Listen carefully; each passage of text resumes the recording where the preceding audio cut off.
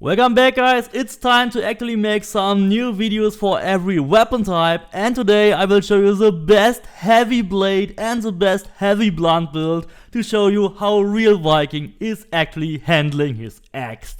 This build will have up to 310,000 warrior damage with both with axes or with blunts, and you will be an absolute menace no matter which weapon you use.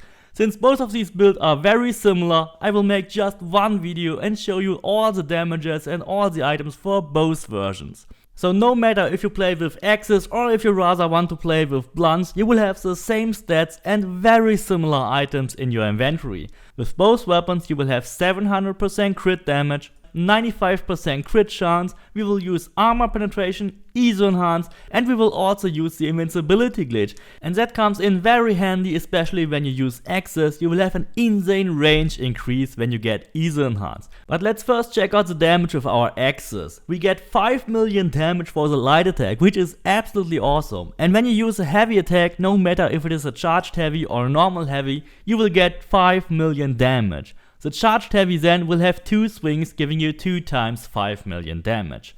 And both weapons are actually only different in their standard attacks. When you use blunts with a light attack, you will only get 4.2 million damage. But if you use the heavy attack with a blunt, you will get 6.2 million. So you have a weaker light attack, but a stronger heavy attack. And the charged heavy attack will be a 16 million damage flat.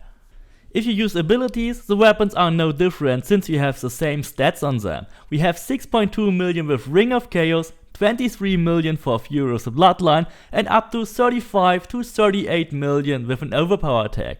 It is actually really hard to hit your enemies properly from behind. The Ghost Arrows of Artemis will deal up to 12 million damage, the Devastating Shot will be around 13 million damage, and the Predator Shot will top out at around 15 million damage. But even the multi-shot still deals up to 8 to 9 million damage if you properly hit them when Sixth Sense is active. That is of course mandatory to increase your hunter damage. And if you want to assassinate or attack mercenaries, of course that is no problem since a single light attack is enough to kill them, or simply use a charged axe attack to break their shield and then simply attack them and kill them in the next swing.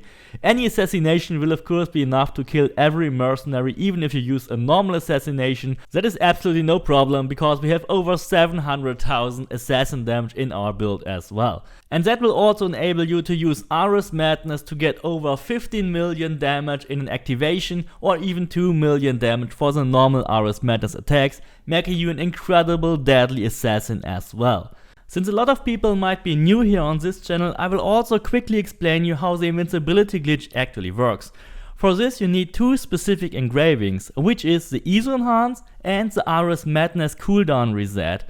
We are standing here in the middle of a conquest battle and we are letting us hit intentionally by that enemy. That will trigger our ISO enhance and that protects us from getting killed by any incoming attack.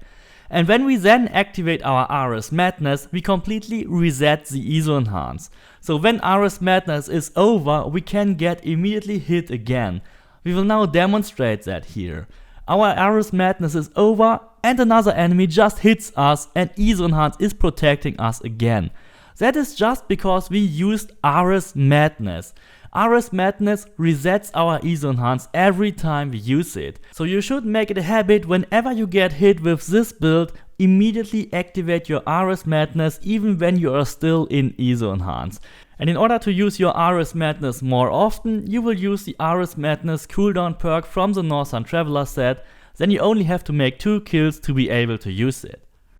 But now let's finally check out the builds. Both versions here, Axe and Blunt, will have 310,000 warrior damage and 740,000 assassin damage, and of course a big portion of that is coming from the use of the bighorn bow, which amplifies our warrior damage by a factor of 1.6, and we will also use the 310,000 warrior damage when we shoot our arrows when we use the bighorn bow.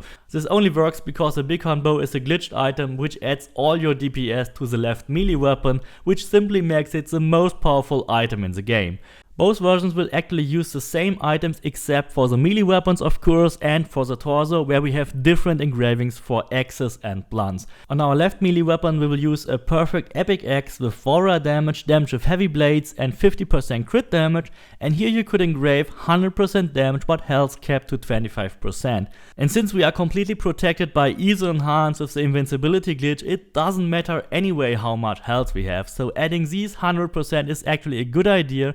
But if you don't want to play with the health cap, then you could also engrave the 50% melee charging speed, which comes in very handy, especially with the slower heavy weapons. The second weapon will be another perfect epic axe with warrior damage, damage with heavy blades and critical damage, and here we will engrave 30% armor penetration. Of course you could also go for the plus 200% critical damage from the Typhoon's axe, but that will only work for a couple of seconds and you always have to activate it with your flaming attacks ability. So the plus 200% critical damage will only be a temporary boost and you always have to activate it, whereas the armor penetration will be a permanent boost which you don't have to activate, and it will be almost as strong as the 200% crit damage. And of course on the Bighorn bow we will then convert the 50% hunter damage to all damage, because the hunter damage is not used, and we convert 50% of what is not used to become usable damage, so we get 300% warrior damage and 300% assassin damage out of the Corfu engraving. The Bighorn bow is a Helix store item, but you can actually get it for free if you use your 200 free Helix credits on it. This is definitely the most important item and probably the only item you will ever need from the shop. On the helmet we have warrior damage, 20% crit chance while full health and critical damage. And here we engrave the become ISO enhance for 15 seconds when we get hit. The ISO enhance has a 120-second cooldown, but as already explained, you can completely remove that cooldown when you use Ares Madness. And here comes the bracers then, with warrior damage, 100% crit damage while full health and 10% crit chance. And here we engrave the cooldown perk for Ares Madness, so that we can use Ares Madness whenever we need it to reset our ISO enhance. That engraving comes from the Northern Traveler set, and instead of minus 15% it still works as minus 50%, which means you only have to make 2 kills to reset your Ares Madness, and with Ares Madness you can then reset your ISO enhance whenever you need it. That is the principle of the invincibility glitch, which works extremely well. You just have to remember, whenever you get hit, immediately activate Ares Madness to reset your ISO enhance. On the belt we will use warrior damage, 10% crit chance, 100% crit damage, and here we engrave the plus 5% crit chance and 25% crit damage from the Nemean Lion set engraving. Of course, if you don't have the Nemean Lion set, another option would be to use the Belt of the Sphinx, and if you also don't have the Belt of the Sphinx, then you can simply engrave 10% crit chance on your bow and move the hunter damage conversion on another melee weapon. Here on the torso then it gets very special, because we have warrior damage, damage with heavy weapons and damage with heavy bladed weapons, and another critical damage. So on the torso we can actually place our damage with heavy weapons, either with axes or with blunts, to get 50% damage for either of these weapons. So if you're not familiar with that weapon damage placement on your armor, swords and dagger damage can be placed on your headgear, spears and staff damage can be placed on your boots, and the heavy weapon damage can be placed on your torso, and you definitely have to go for the maximum 50% of it.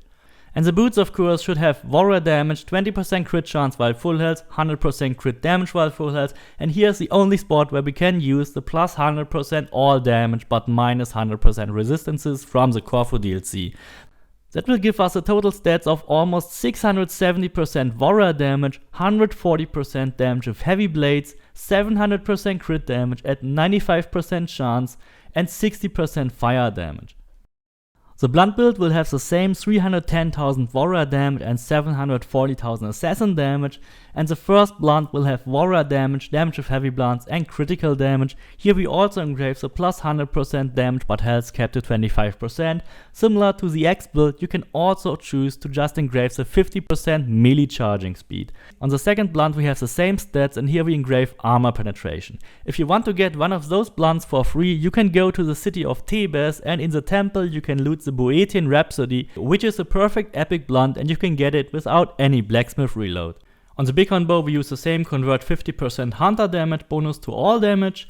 Then on the helmet we use the same helmet with ESO enhance. The bracers will be the same bracers with the cooldown perk for Ares Madness. And also the belt will be the same belt that uses the 5% crit chance but 25% crit damage. If you don't have the Nemean Lion set engraving, then you can use the belt of the Sphinx, or you can simply engrave 10% crit chance on your bow and move the hunter damage conversion on one of your melee weapons, similar to as it was shown in the X build. The torso for the blunt version will have warrior damage, 50% crit damage, damage with heavy weapons and damage with heavy blunt weapons, because here we need 50% damage with heavy blunts and not with heavy blades. The boots again will be similar with warrior damage, 20% crit chance, 100% critical damage and with the 100% all damage engraving from the Corfu DLC. That will give us the same 670% warrior damage, 140% damage with heavy blunts in this case and 700% critical damage at 95% chance. For the basic abilities and masteries you will need around 180 points, and we will directly start with Sixth Sense because that also slows down time, helps you with assassinations and with your warrior attacks, and is really mandatory for every build. Arrow Master allows you to use fire arrows and gives you a big bonus on your arrow damage with the additional fire damage. Then go for a multi-shot, devastating shot or predator shot. My personal preference is definitely the devastating shot because it is easier to use, but that is up to you. Archery Master however is mandatory because it also refills your first adrenaline segment whenever you're out of combat, so that really helps. Then invest 1 point into Overpower Bowstrike to unlock the Ghost Arrows of Artemis. They also pierce shields, so you don't have to use the Arrow Pierce Shields perk for it. And then go for Charged Heavy Attack in the Warrior tree. That is really powerful, especially with heavy weapons. You will deal up to 16 million damage. That is the strongest charged attack in the game with heavy blunts.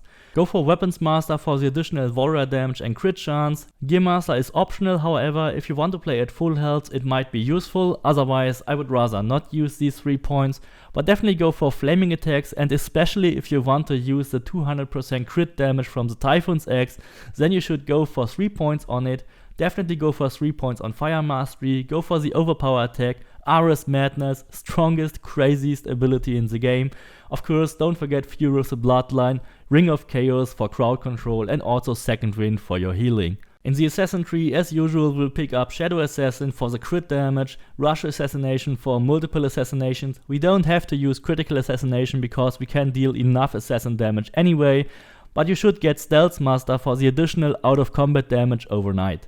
You can of course use more abilities, but I would rather save my points here for the masteries, which should be at least 12 points on hunter damage, then 12 points on crit chance and critical damage, and then in the warrior tree it actually depends which weapon you use. Of course go for 15 points on warrior damage, and then either put 15 points on heavy blunt weapons or 15 points on heavy bladed weapons.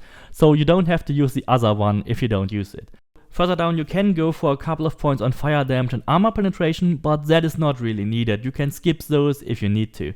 Much more important is in the assassin tree that you go for 15 points on crit chance, 15 points on crit damage and also a couple of points on the damage while full health. If you have 400 or more points, then of course max out the hunter damage, max out crit chance, crit damage, headshot damage. You can put a couple of points then on the other hunter abilities and also on the adrenaline perk. Of course max out warrior damage and then decide if you want to max out either heavy blunts or heavy bladed weapons. Both of these should definitely be maxed out. You can of course max out fire damage and armor penetration, also spend a couple of points on your health refill, and then damage when time is slowed down, assassin damage, max out the crit stuff, damage while full health, a bit of adrenaline here and there, and also health collected when adrenaline spent, and damage on elites and bosses. That's it for the new best heavy blade and heavy blunt build for 2022. Please don't forget to subscribe, leave me a like, and see you next time.